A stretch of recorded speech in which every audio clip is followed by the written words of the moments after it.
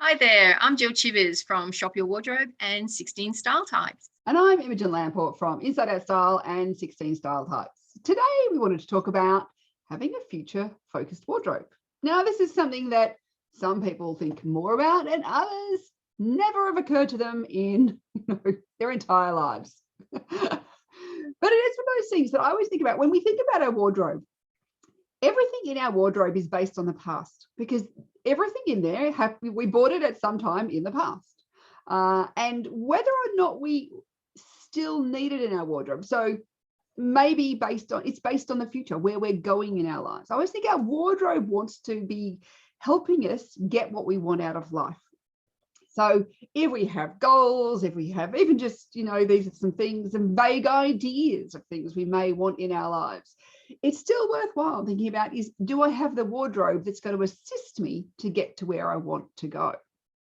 Yeah, it's a really intriguing idea because I am one of those people that do not think in future focused terms. I often think in past focused terms. How is the past helping me to deal with the present?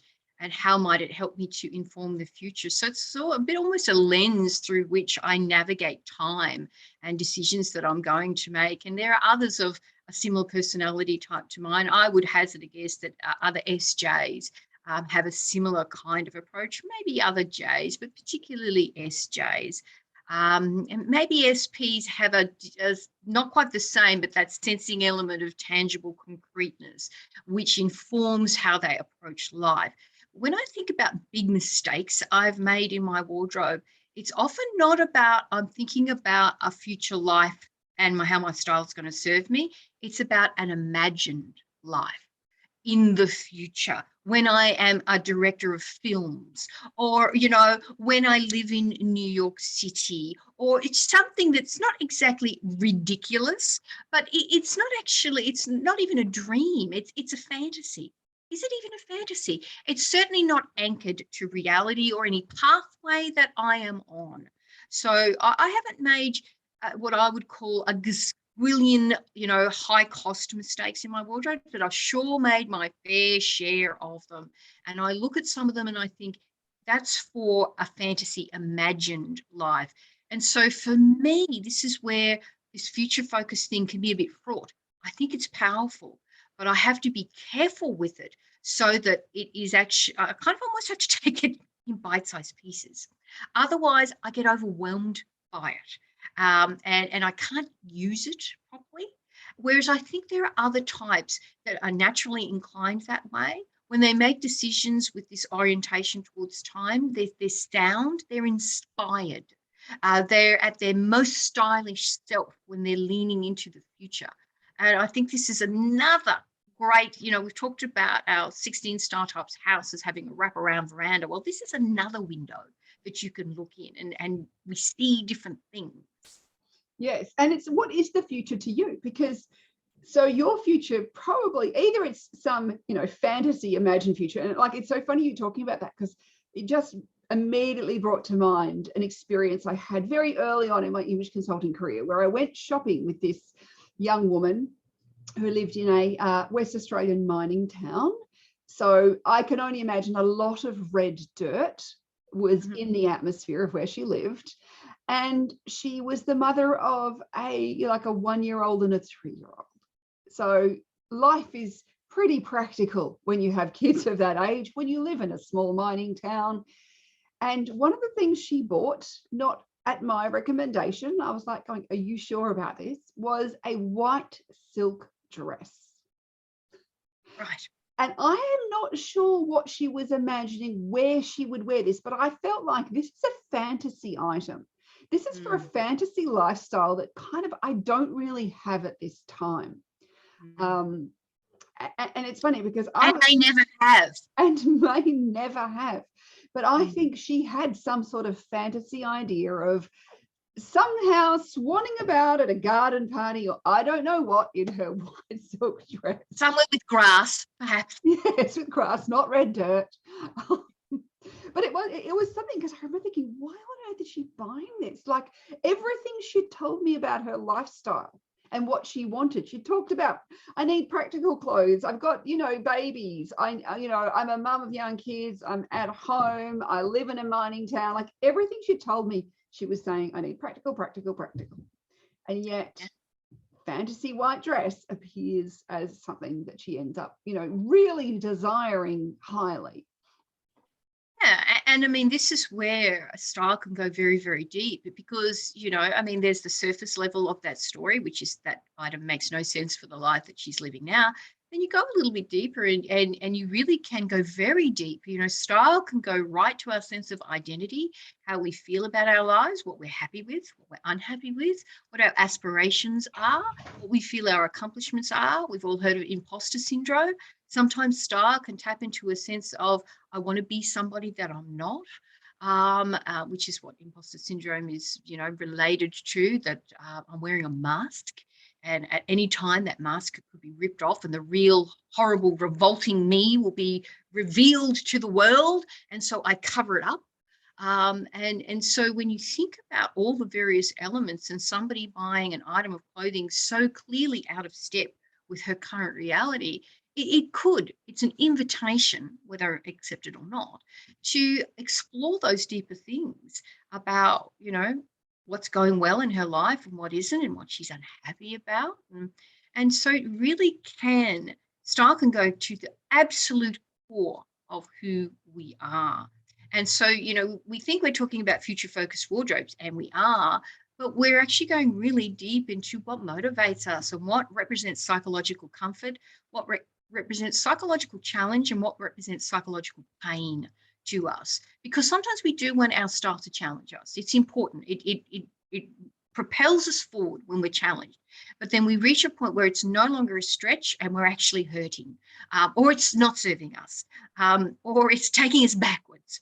And, these are all fascinating elements to think about because there is no one definition fits everybody in exactly the same way. I think of the N types, the 8 types with N in their type code, as having a more natural orientation towards the future. NPs different to NJs, but nevertheless, this sense of where I am now is not necessarily my ultimate frame of reference. And as an intuitive, I'm sure you live this idea of how the future is part of your present. Well, yeah. I'm guessing it is, and in fact, it's so part of my present. It's very hard to stop and actually appreciate when I've achieved anything. Like that's one of I think the biggest things I notice is like the minute some goal is ticked off, I'm already onto the next. I find it very hard to ever stop and go, "Oh, that was great that I did that." Like I'm already onto the next thing in the future. And I think when I think about wardrobe in that way, it's always like, well, what are my goals, and are these things that are taking me towards the me I am now and when I'm going into the future, rather than the me I was in the past. And thinking about future focus is a really interesting thing. If we're thinking about, should I keep it or should I let it go in my wardrobe? Yeah. Now, Jill's got an amazing blog post about 36 ways to color your closet, of which one of the questions is, can I imagine wearing it in the future? Yeah. And for me, as an intuitive type who lives in the future, this is a really important question. Because just because I've worn it in the past and maybe it's been a great article, but it may not be the me of where I'm going now. And so for me, it's and I may not have worn it for a while, but I can still imagine wearing it again. But there'll be other things I think, no, it's just not me anymore. I've moved on from that version of me to a new version of me, or it's starting to emerge, this new version of me. It may not be fully, realized yet. Can you talk a little bit more, because this is so fascinating and so different to how I do things. Can you talk a little bit more about this future version of yourself, and is it like, what's that like? Is that a picture? Is it a feeling? Like how does that show up? I don't even know the words to use to try and describe it. I'm trying to put boundaries. I'm trying to like touch it and feel it. But talk a little more about that. Like most things, it's not a real picture. It's always a fuzzy picture, never a for me, which very rarely is it a solid picture. Sometimes I'm like, oh, I'd like to be standing on a TED stage and, but I haven't got the exact picture is never quite there. But it is, I think there's a lot of feeling in there in a way. It's it's almost like I think a shedding of skins in a way where we've kind of gone, that's who I was.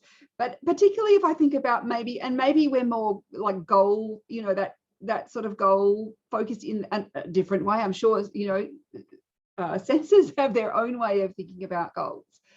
But there is something about the me I need to be to achieve that goal may not be the me that I was when I achieved something else. And so in some ways, I think it's an aspirational version of me.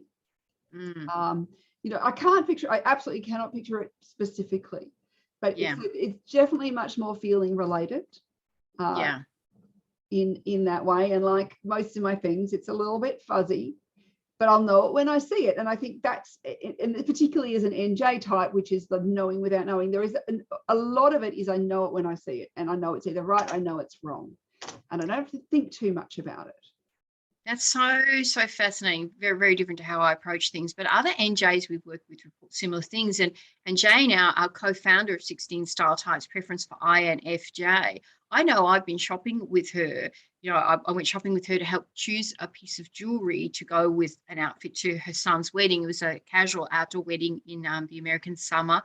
And we spent over an hour in this particular store in Melbourne. And consulting with Jane on that was a really informative and a really quite a beautiful experience, because it was not clear to her.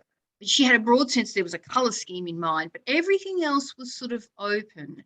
And it was a very fluid kind of thing. And so I had to check some of my natural tendencies to bring things to conclusion. Right, not doing these, but we are doing that, which I would do. Right, let's take these 6 things out.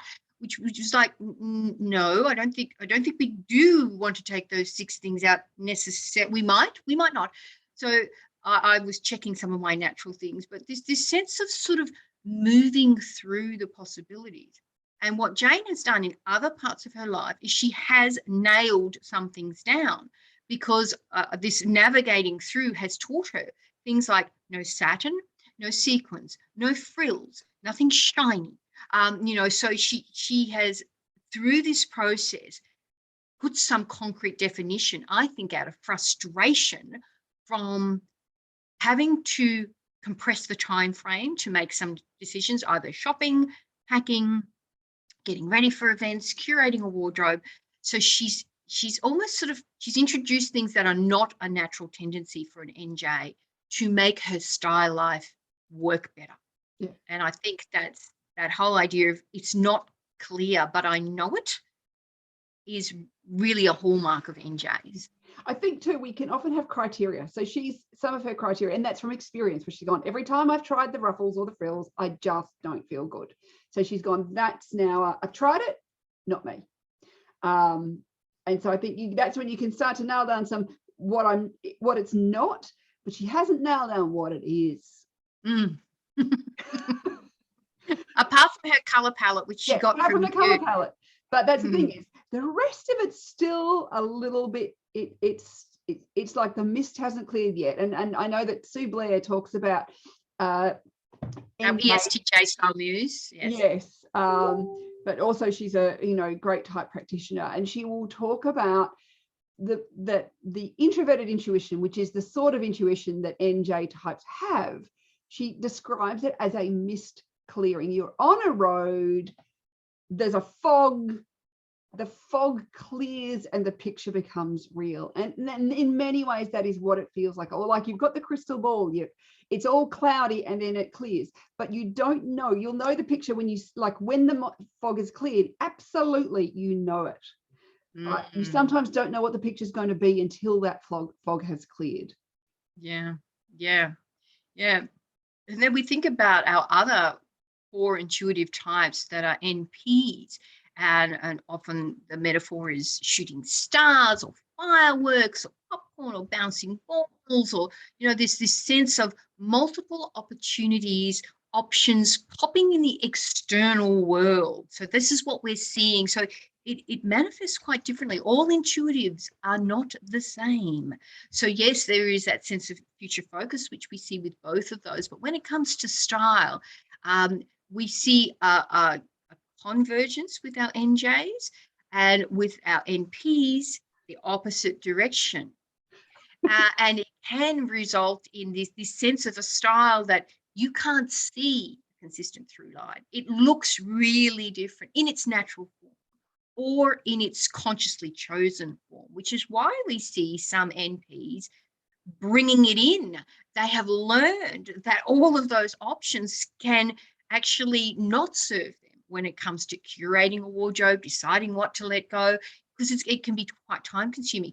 It can be energy lifting, but it's not efficient. And if efficiency becomes part of the equation, I actually need to get out of the house in, a short period of time. I need to be able to pack so that everything fits into one suitcase, etc., etc. Then having a refined sense of discerned choices is helpful, but it's not the natural landscape in which NPs flourish, and it's not the thing that NPs tend to gift us when we are in interaction with us.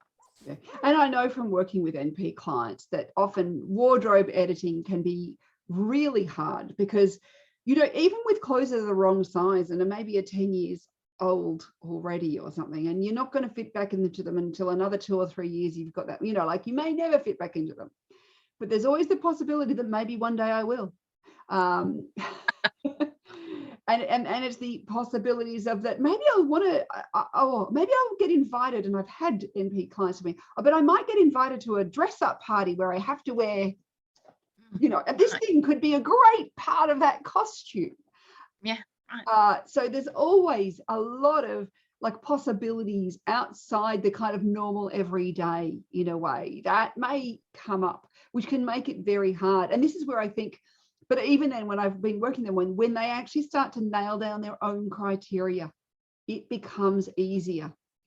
Yes. So even if they don't want to have a very defined style, like some NPs have found is useful, they still, once they've started to figure out their own criteria, it actually still makes it easier because and I think this is where it's self-imposed criteria, never externally imposed criteria. And this is why they are the biggest style rules are a load of bullshit, people. Yes, don't fence me in. Yeah. So that's really something you'll hear a lot from an NP. It's all a load of, bullshit, and you should just throw them all out. There's no such thing. And but when it's internally imposed criteria, yes, then it's guidelines and it's useful and it gives them something from which to make a decision on. Because also too, is there an element there with some NPs that they find it very hard to make any decision because there's always more options, and I don't want to limit myself. And this is where that they can get stuck even when shopping, and we've seen this where they get stuck when they're going shopping, where they can't make a decision because there may be another pair of pants in the next store. There will always be another pair of pants. Is this really the best option? I don't know, but I need to go and explore more options. Yeah. So I think this is where developing your own criteria, and this is what we really get deep into our Your Type of Style program, is developing that set of criteria that work for you. And so it's an internally, imposed set of criteria. Now, you may use some external criteria that, like some of the signs of style, like a color palette or a body shape recommendation, all those sorts of things, they can form part of that. But it's not just about that. This is where, I get so many people think, I just need to know my body shape and then I'll have no issues with my style. Yeah, and it's right. You can know your body shape and you still won't be able to shop because you won't be able to decide, well, do I want, this pencil skirt in a floral or a leopard print, or do I want it in a check or a stripe? Do I want it in, an abstract print? The list can go on and on and on, and then suddenly we're still stuck. And this is where that internal criteria comes in, and that until you actually start to delve into these things, you can still get very stuck in, decision making. Absolutely. An example I have of a wonderful NP that I worked with in San Francisco, not so much as in a formal way, but a friend who asked me for some input on her style was someone who had taken the style rules to extreme. So just had recognized I'm possibilities, I'm options focused. So I need to nail this down. And she had narrowed down her style to such, it was limited for any, if I think about an extreme version of, say, an ISTJ or other, SJs, ESTJs who like to have a limited palette from which to draw, she'd gone in even more extreme than that. So not recognizing that this need for variety needs to balance and be part of the equation. And this is, again, what we offer in your type of style, is to recognize that where you need to compensate, you never want to go too far away from natural tendency. It's such a gift. That's your strength. That's what you're bringing to the world. That's wonderful. It's also a way to claim who you are.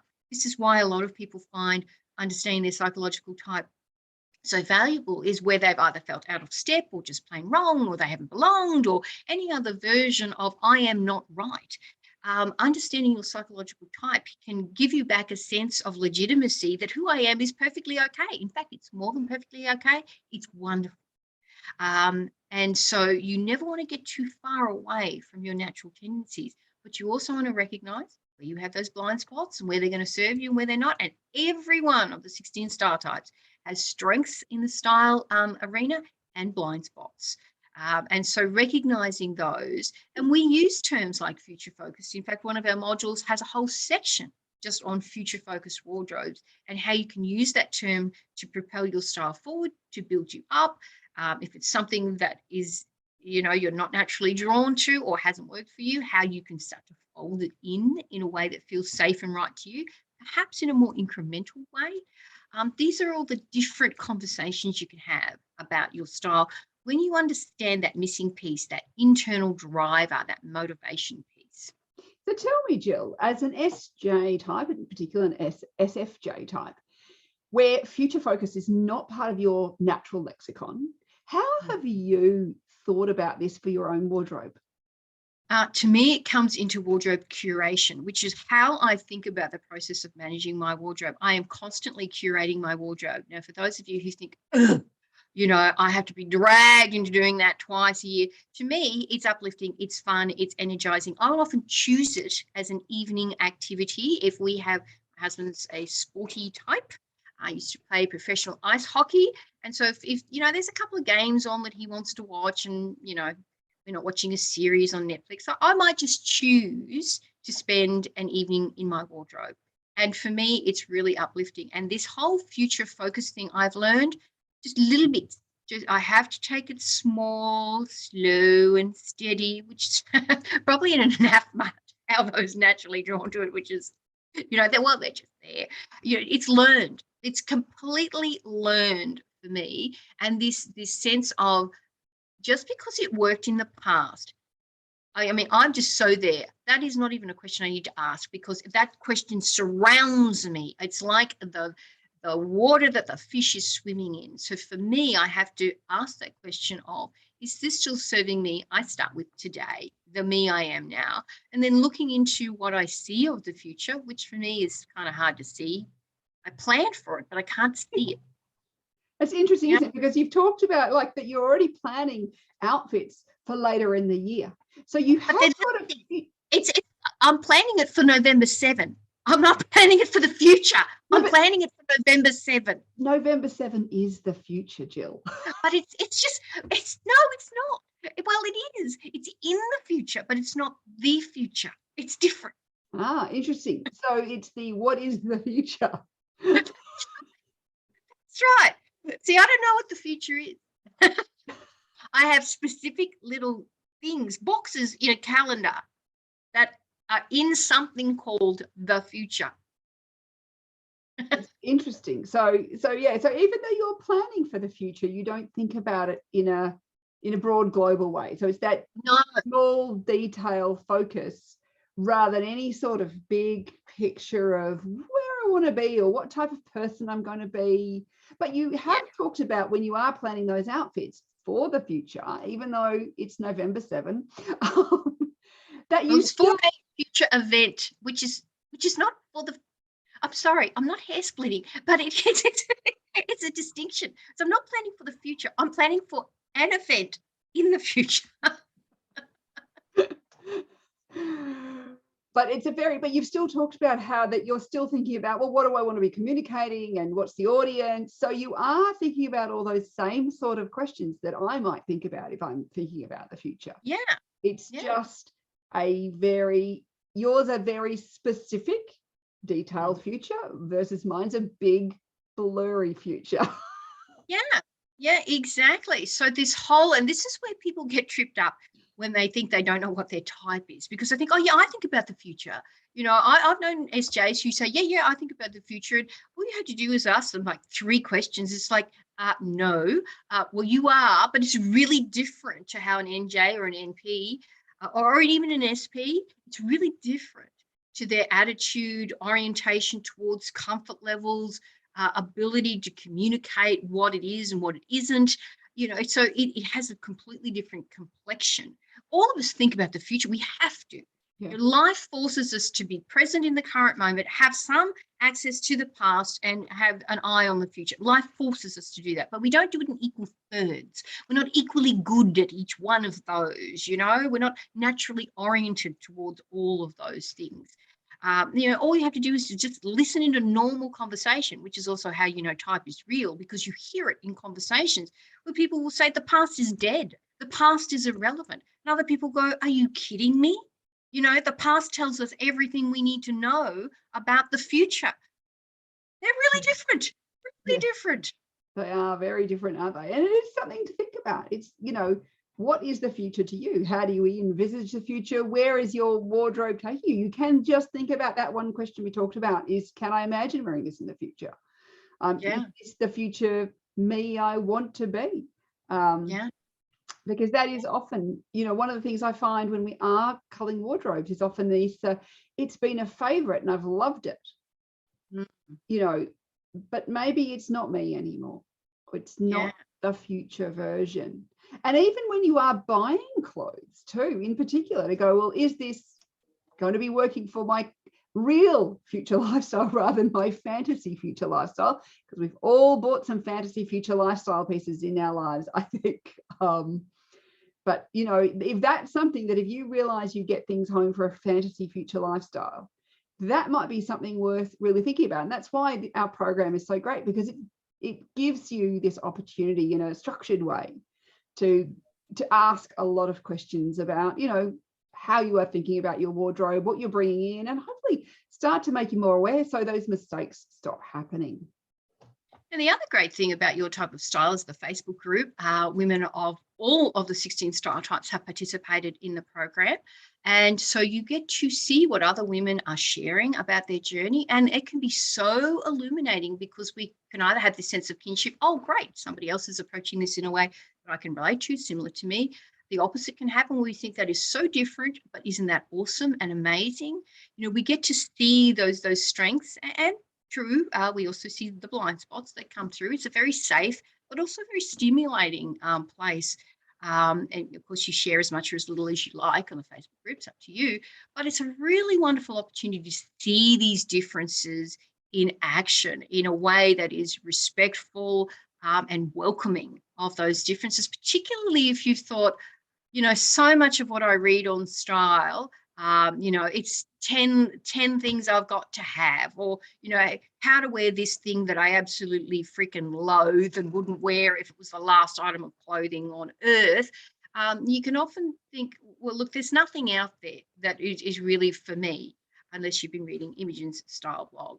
And so, that's what's another great thing about the program, is just meeting other women who approach style in their unique way, who are being welcomed and appreciated and reinforced for who they are and how they're approaching their style.